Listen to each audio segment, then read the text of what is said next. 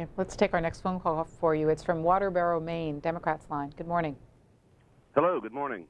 I noticed earlier in your opening comments that you mentioned that al-Sadr would take credit for some of your projects, and I was wondering if there would be any way to actually deal with people like him to get your projects going and let him take the credit, because I think those are the guys that really have the power in that country.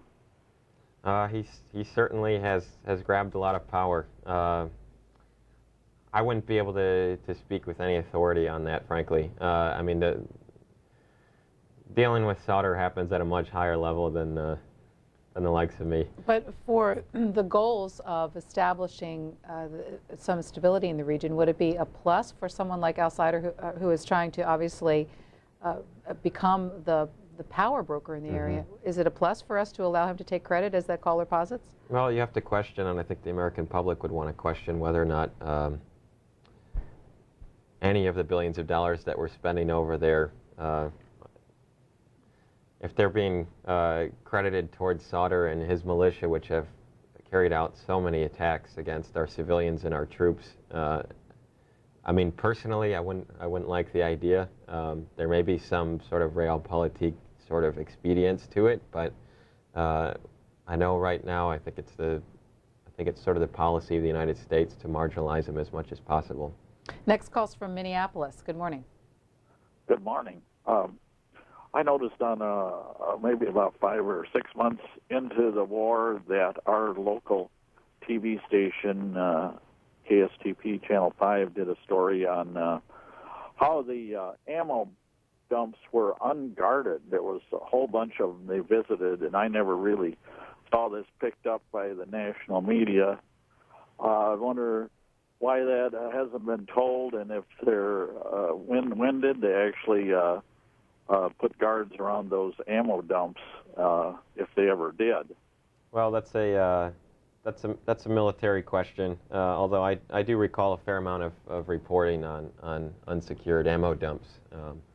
But when we got in there, I do know that there were hundreds of them scattered throughout the country, and we just didn't have the capacity early on to secure them. But that's better answered by somebody from multinational force Iraq. Do you regret your service there? No.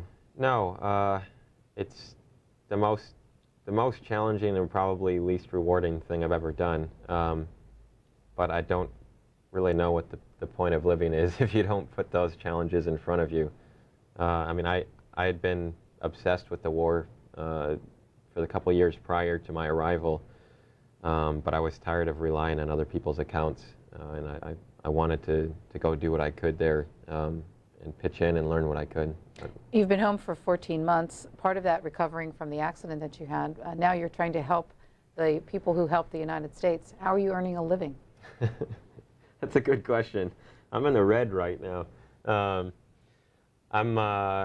I'm basically living off of savings, and there are a number of people that have written to me after I've been publishing articles on this issue that have wanted to pledge and to send me money, but there's something that doesn't seem right about taking private checks from folks. So hopefully once this initiative is set up and everything's above ground, I'll be able to pay the bills.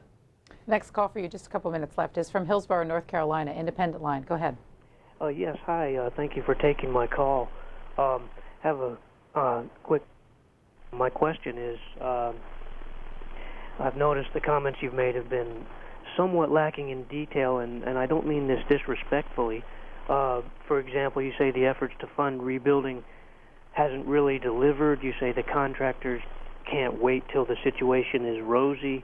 Again, I admire what you've done over there, but I'd like to know, for people like me who want to know about details, for example, I hear there's a new international Baghdad airport.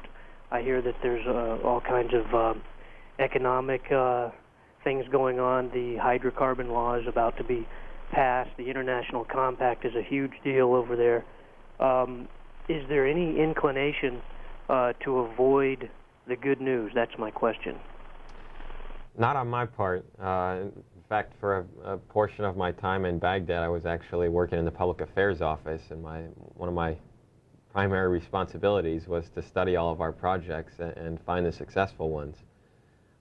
I'm not on any sort of political crusade here to say that it's all been a failure. USAID, for example, has rehabilitated several thousand schools,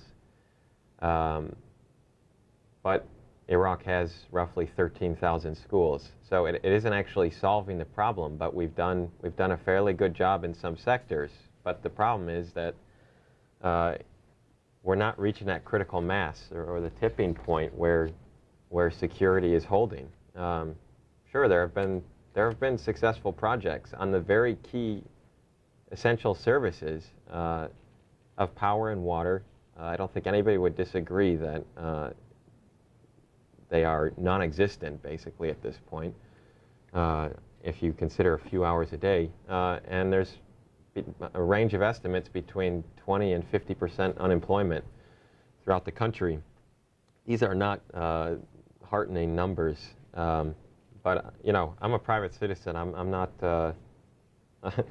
I don't have a book deal or anything like that. I'm not promoting a book or anything like that. I'm just... I'm trying to help my Iraqi colleagues right now. I'm not on a rampage to poke at the reconstruction. Our last call for you is from Tucson. Good morning. Hey, good morning. I got to tell you, hey, you're a breath of fresh air, and you know, I can tell you talk from your heart too. I need to get that email, the last part of that email address again, and you know, man, that's just a huge job over there, and it just sounds like a real tough deal for the people too. You know, I mean, I kind of when I look at this war, it kind of reminds me of like parts of L.A. and maybe Chicago, New York, you know, where the inner city crime and the gangs and that kind of thing, where people are afraid to go out and you know, their windows are barred, and it's just you know, it's kind of a shaky place, and people need somebody in their corner, and I'm actually glad that we're there making a stand. Somebody's got to do that in the world, and I am just really glad we're there, and it's good to hear you too. So you keep on trucking, and just give me the last part of that email too. Okay, thanks. We'll give you the whole email address as we close. How do people reach you again? Iraq refugees at gmail.com. IraqRefugees@gmail.com. Thank you, Kirk Johnson, for being here this morning, for sharing your story with the C-SPAN audience. We appreciate it, and good luck to you in the months ahead. Thank you very much.